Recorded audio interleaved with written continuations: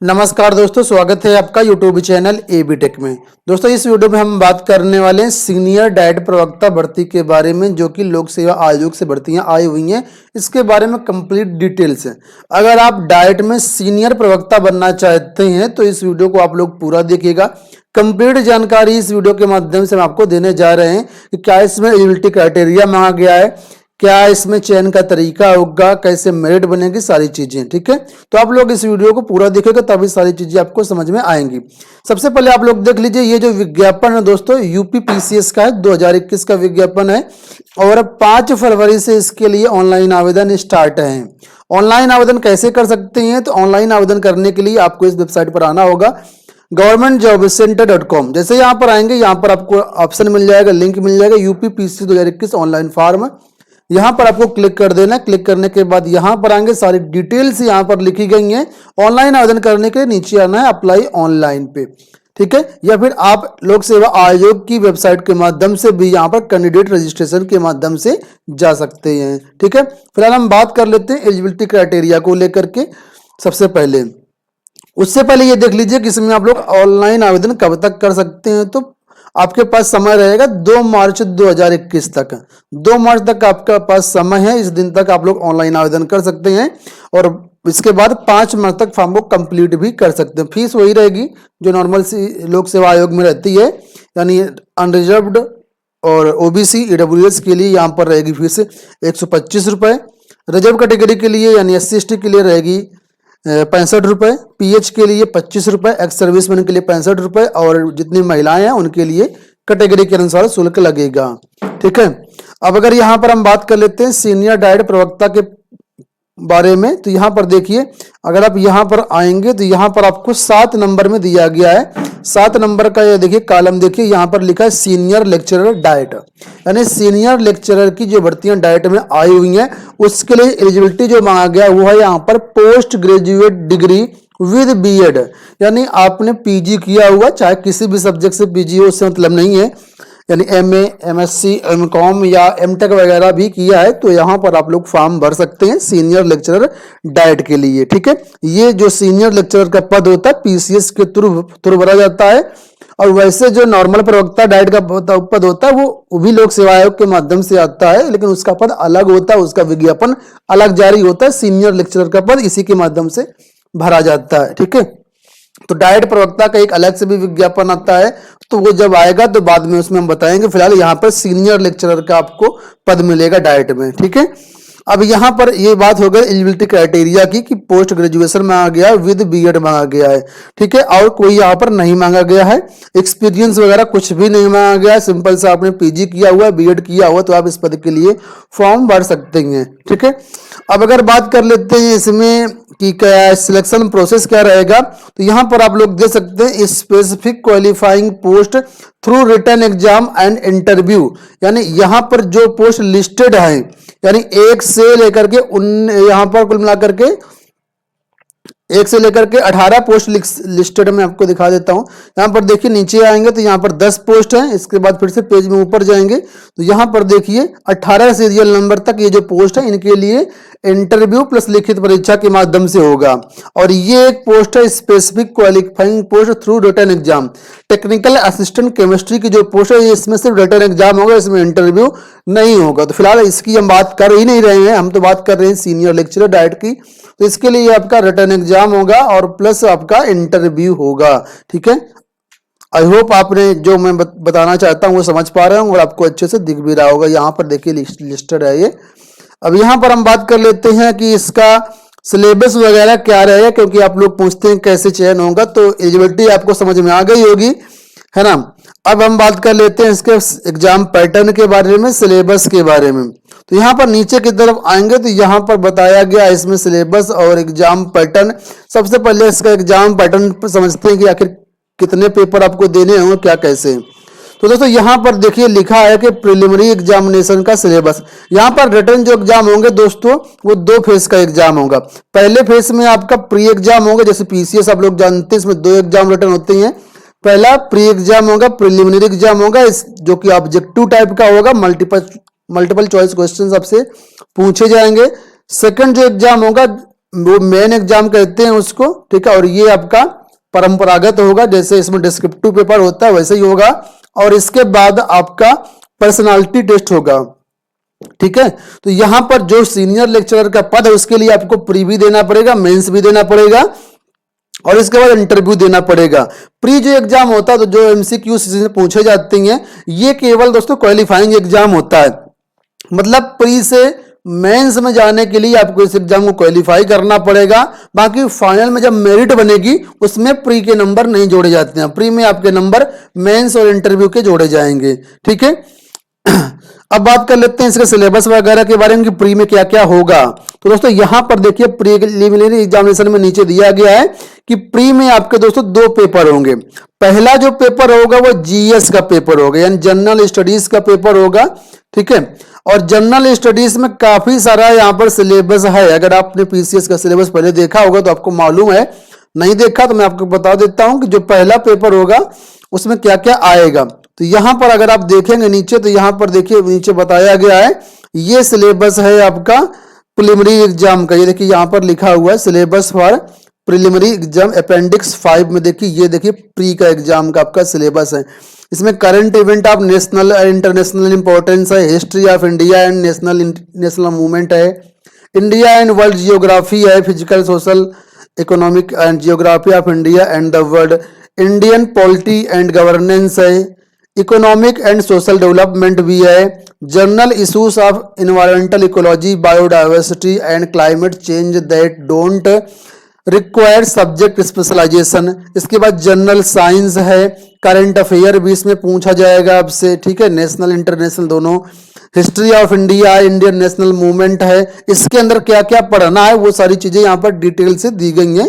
बाकी इसका detail syllabus भी आपको इसी में दिया गया है कि इस किस सेक्शन के अंतर्गत क्या क्या आएगा, तो उसको भी आप लोग पढ़ सकते हैं। तो ये आपका प्री का एग्जाम होगा, ठीक है। दूसरा दोस्तों जो प्री में एक और पेपर होगा, प्री में मैंने बताया आपको 2 पेपर होंगे, ठीक है, पेपर 1 और पेपर 2। तो पेपर 1 जो आपने आपको बताया वो जीएस का था, जो भी सिलेबस मैंने बताया है आपको। पेपर 2 होगा दोस्तों, ये आपका सी सेट बोला जाता है इसको, और ये केवल क्वालिफाइंग होता है, इसके नंबर भी आपको नहीं जुड़ेंगे मेरिट में, ठीक है। तो यहां पर देखिए जो दूसरा पेपर होगा पेपर 2 होगा, वो सी सेट का होता है और इसमें केवल 33% नंबर आपको लाना है। अगर 33% भी नंबर ले आए तो आपका ये पेपर हो जाएगा क्वालिफाई, ठीक है। 33% से ऊपर कितने भी लें, लेकिन अगर 33% से कम लाएंगे तो फिर आप रिजेक्ट कर दिए जाएंगे, बाहर हो जाएंगे प्री से। जो आपकी मेरिट बनेगी प्री से मेंस में जाने के लिए, ठीक है, प्री से मेंस में जाने के लिए वो पेपर 1 के हिसाब से बनेगी। इसलिए पेपर 1 को आपको अच्छी तरीके से पढ़ना है। मेंस में जाने के लिए पेपर 1 ही आपका पूरा मेरिट बनाएगा, ठीक है। और पेपर 2 केवल क्वालिफाइंग होगा, कम से कम 33% नंबर लेकर के आप लोग आइएगा। अच्छा, यहां पर क्वेश्चन कितने कितने आएंगे, तो यहां पर भी बताया गया है कि जो आपका पेपर 1 होगा, जिन्हें जीएस का जो पेपर होगा ये आपका 2 घंटे का होगा, ठीक है, और 200 नंबर का आपका पेपर होगा। और जो आपका दूसरा पेपर है जिसको सी सेट का हम लोग नाम दे रहे हैं, ठीक है, पेपर 2, ये भी 2 घंटे का होगा और 200 नंबर का होगा, ठीक है।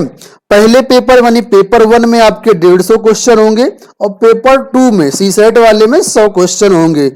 और जो टाइमिंग है पेपर की 9:30 बजे से 11 बजे के बीच रहेगी सुबह पाली में, और दोपहर में हो जाएगा 2:30 से 4:30 के बीच, ठीक है। और इसकी डेट भी ऑलरेडी जो है जारी कर दी गई, आई थिंक जून में इसका एग्जाम है। मैं आपको दिखा भी देता हूं, यहाँ पर एग्जाम डेट लिखी हुई होगी। हाँ, ये देखिए यहाँ पर 13 जून को आपका इसका प्रीलिम का एग्जाम होगा।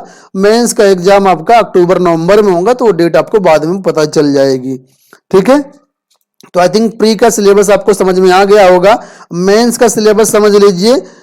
मेंस में क्या है कि यहां पर देखिए कुल मिलाकर के मेंस में आपके 8 पेपर होंगे, ठीक है। मेंस जो पेपर होगा आपका उसमें 8 पेपर होंगे, 6 कंपलसरी पेपर हैं। ये 6 पेपर यहां पर लिखे गए हैं। देखो, पेपर 1 आपका जनरल हिंदी होगा 150 नंबर का, पेपर 2 होगा आपका 150 नंबर का ऐसे निबंध आएगा इसमें। फिर जनरल स्टडीज यानी जीएस के 4 पेपर होंगे, सब 200 नंबर के होंगे। तो ये 6 कंपलसरी पेपर है मेंस में, ठीक है। और इसमें इसके बाद ये देखो विषय दिए गए हैं कुल मिलाकर के 29 विषय यहाँ पर दिए गए हैं। तो इनमें से कोई एक विषय चुनना होगा, इसको बोलते हैं वैकल्पिक विषय। और इस वैकल्पिक विषय के भी 2 पेपर होंगे, पेपर 1 और पेपर 2। तो कुल मिलाकर के 6 आपके कंपलसरी पेपर हो गए और 2 आपके ऑप्शनल पेपर हो जाएंगे। तो कुल मिलाकर के 8 पेपर हो जाएंगे आपके, ठीक है। और इसी के आधार पर आपका जो मेरिट बनेगा, इंटरव्यू के आधार पर आपकी मेरिट बनेगी। अब यहां पर देखिए पूर्णांक के बारे में बताया ही गया, कितने कितने पूर्णांक हो गए। समय इसका बोला गया है भाई 3 घंटे आपका यहाँ पर समय होगा इस पेपर के लिए, ठीक है।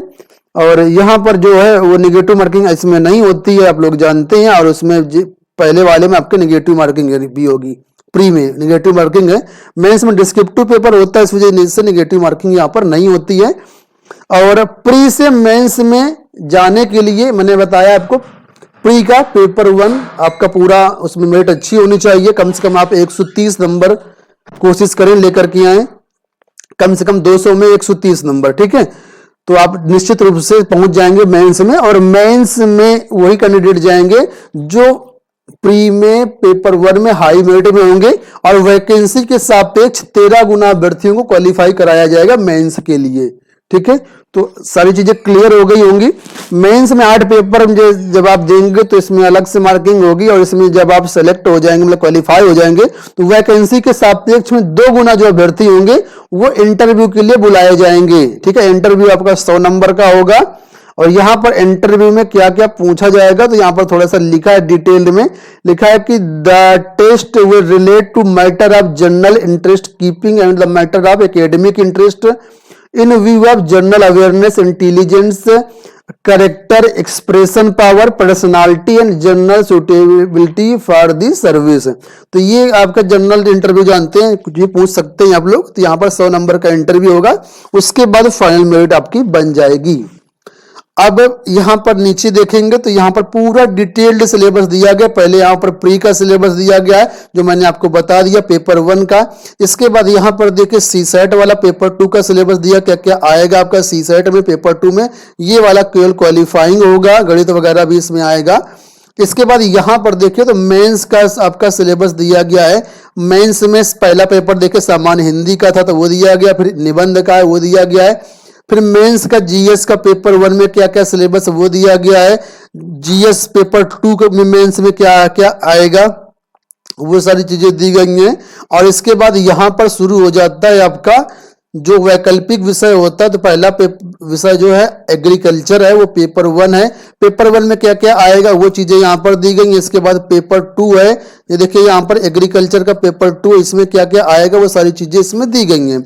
तो यहाँ पर कुल मिलाकर के मैंने आपको दिखाया था अभी कि करीब 29 सब्जेक्ट हैं। इनमें से अपने विषय से कोई भी सब्जेक्ट आप लोग चुन सकते हैं मेंस एग्जाम के लिए। यहाँ पर यह जरूरी नहीं है कि जो विषय आपने ग्रेजुएशन में पढ़ा है या जो विषय आपने पीजी में पढ़ा है सिर्फ वही चुन सकते हैं। सपोज करो आपने बीए किया हुआ और बीए में आपने हिंदी पढ़ा है, लेकिन अगर आप चाहते हैं कि इतिहास विषय यहाँ पर चुन लें मेंस के लिए तो आप ऐसा कर सकते हैं। इसमें कोई बाउंडेशन नहीं है कि जरूरी नहीं कि आप सिर्फ वही विषय चुने जो पढ़ा हो, ठीक है। अपने पसंद से कोई भी चुन सकते हैं। तो इस तरीके से यहाँ पर पूरा सिलेबस नीचे दिया गया है। जो विषय आप लेना चाहें कि अब वैकल्पिक पेपर में क्या क्या आएगा, पेपर 1 में क्या क्या, पेपर 2 में आएगा, सारा कुछ इसी पीडीएफ में दिया गया है। तो जो भी मित्र इंटरेस्टेड हो वो लोग ऑनलाइन फॉर्म भर सकते हैं। ऑनलाइन फॉर्म आप 2 मार्च 2021 तक भर सकते हैं, ठीक है। और यूपी पीसीएस की जो तैयारी करना है तो हमारा जो exam preparation by AB Tech app है उसको आप लोग जरूर इंस्टॉल कर लीजिएगा। वहां पर हमने प्री का जो पूरा पेपर है वो अवेलेबल करा दिया, पूरा कोर्स जो है अवेलेबल करा दिया है। आप लोग यहां से तैयारी कर सकते हैं। ये हमारा ऐप है, आप गूगल प्ले स्टोर से डाल दीजिएगा exam preparation by AB take.